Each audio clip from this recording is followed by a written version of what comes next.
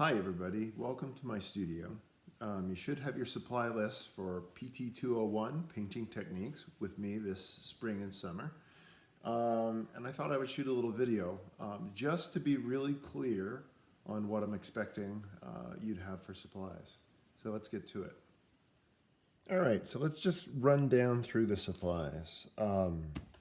This is your textbook, Acrylic Painting Techniques by Gil Barron. This is a wonderful book that not only covers acrylics, which is going to be our primary finished medium for this class, but it covers a lot about studio setup, stretching your own canvas, even making your own easel. And it also covers a little bit of watercolor and gouache and different types of techniques that I think is really helpful. So make sure you get this on the way. I've provided a link. You can buy it through Amazon for about $15, $16, and it looks like there's plenty of used copies available as well. First item on the supplies, the B paper sketchbook. Please get a 9x12. Please nothing smaller than that. If you want to go a little bigger, that's fine too, but this is good paper that is sized for water media as well. So you're going to be able to use watercolor, acrylic paint in here, and gouache, and it's very versatile. I know many of you already use this. We're going to be doing a lot of color studies in here, and still a lot of drawing. Even though this is a painting class, it's based very much on being able to render very well, so we're going to continue with that.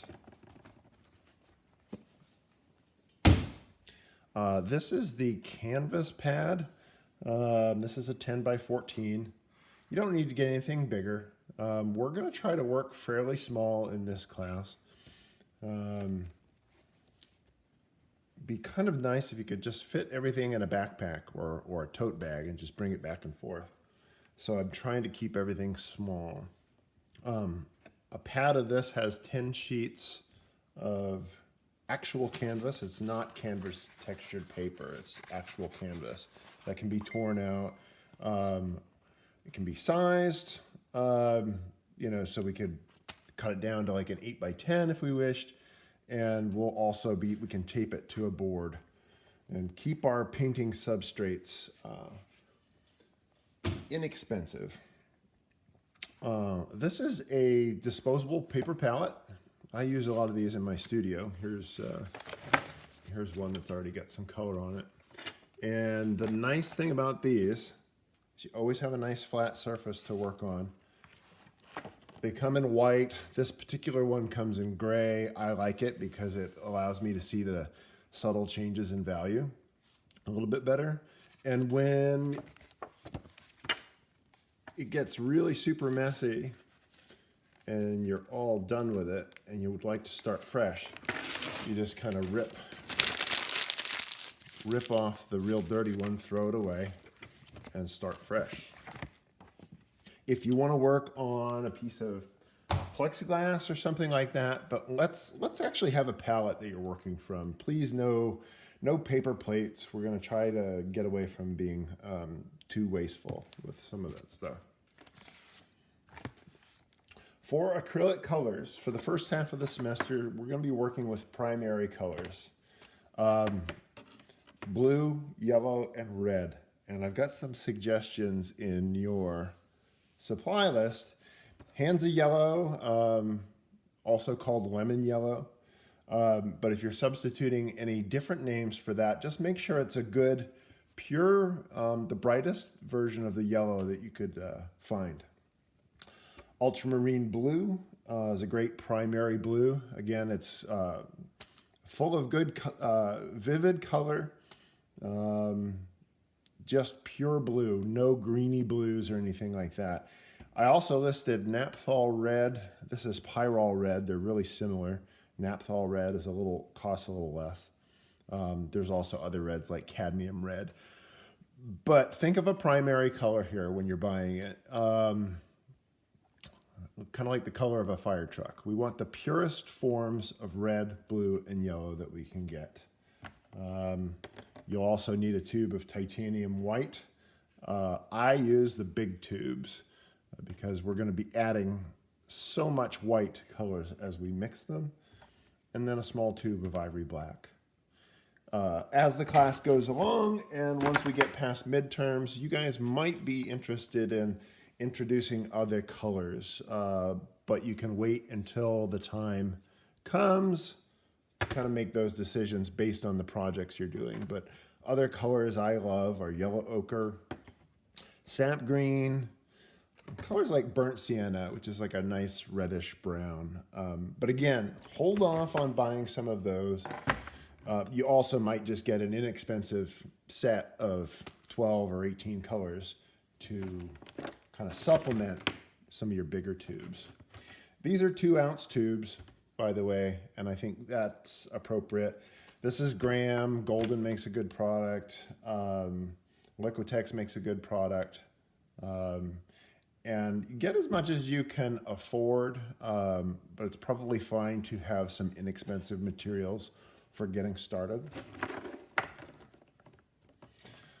We're going to continue with black and white gouache, which you should still have left over from your 2D design class. Just a tube of white and black is fine. If you have a small tube of white, that's fine as well. We're going to continue with watercolor for color studies.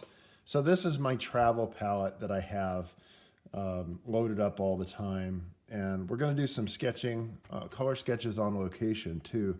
This will be handy for that. You don't need this many colors, but something portable that just has the watercolor already in it. If you guys need help making one of these, I can help you with some of my paint. Okay, on to palette knife. Everybody in the class is going to get one of these Art Advantage painting knives for free. I have a big box of them that was sampled to me at a trade show, and everybody's going to get one of these. For some of the mixing that we're going to get into, I like a smaller one. These are a little bit nicer, wooden handle, and of course I don't have a box of these for free. But notice how it's quite a bit smaller. So this one might be fine for mixing paint, but when it comes to applying paint, this will give you a little bit more control. So while I think you might be able to get by in the class with this, which I'm giving you, you might take a look around and see what you can find in terms of a smaller one as well.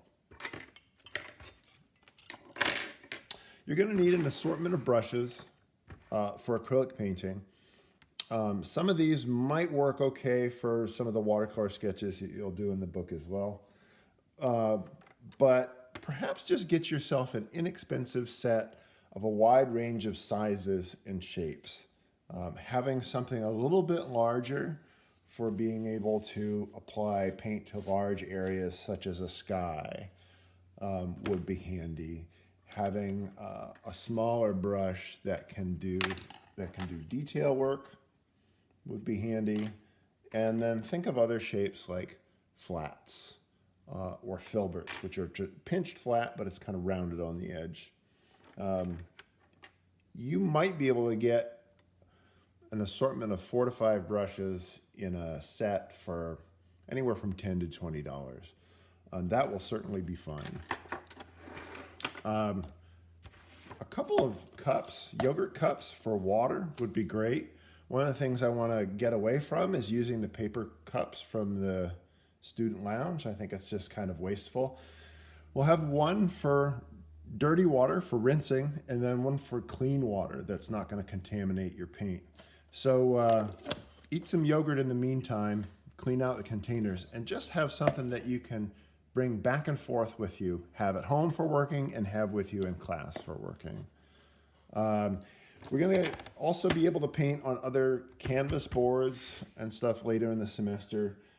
We should be able to do just fine with the canvas pad for easily the first half of the semester. But you're going to have plenty of notice what size we're going to be doing these projects. And so if you guys want to go up to Artisan Craftsman and buy, one of the panels that's cradled and support for something a little bit later on in the semester, that would be fine too. Okay. Be important for you to have paper towels with you, your own supply, okay? We go through a lot of them, cleaning our palette knives, cleaning our brushes in this class, so I want you to have your own supply. Other things that I'm gonna supply for you, of course, there's a big gallon of gesso for priming surfaces, which is already in the classroom. You are welcome to that. I'll be providing some acrylic medium, which is an alternative to thinning your paints as opposed to just water. I'm always going to have painter's tape available with me, either the black or the blue version. And then, of course, I'm going to provide you with plenty of mat board for when we get to taping your canvas down to some sort of a rigid surface to paint on. I'm going to provide plenty of that for you. So that's about it. Come ready to paint on the first day if you could. At least the black and white acrylic paint. And perhaps having a little bit of the gouache would be handy too. Come with a sketchbook, come ready to work. If you have any further questions about supplies, you can email me at dgundy@ncad.edu. I'm really looking forward to having you in my class. I'll see you soon.